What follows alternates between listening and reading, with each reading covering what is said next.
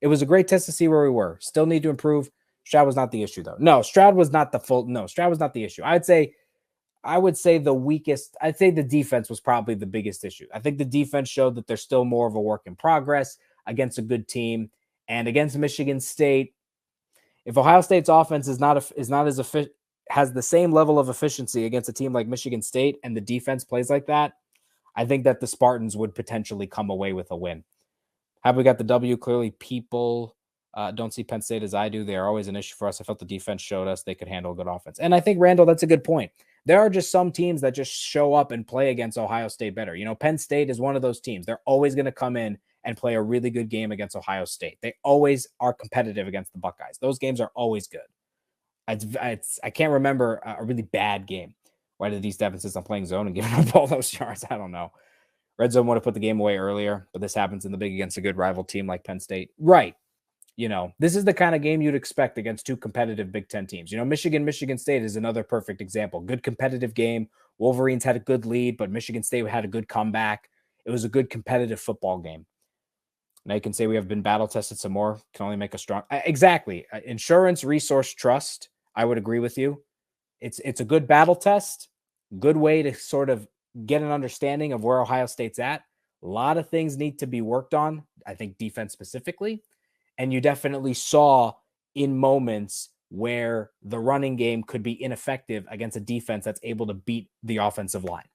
So I think that's really important to see. And I think this is really good that Ohio State was able to win a test like this and play a game where they weren't necessarily perfect, but they were able to come away with the win. I think it's important to be able to win games like that. So when you go up against tougher teams like Michigan State, Michigan, maybe in the Big Ten championship against Wisconsin or Iowa, who knows, you're able to come away with wins even when you're not perfect and when you're not playing amazing football.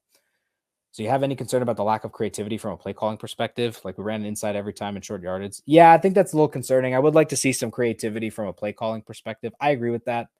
I would like to see a little more of that. Stroud needed that type of game to learn. Right. You need those type of games to discover who you are as a football team.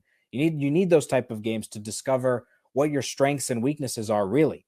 And maybe that's why you see teams like Notre Dame or Oklahoma go into a college football playoff. They're not really battle tested against really good teams. They go into a college football playoff and they get stomped by Alabama or Georgia or whoever else they're playing in the playoff.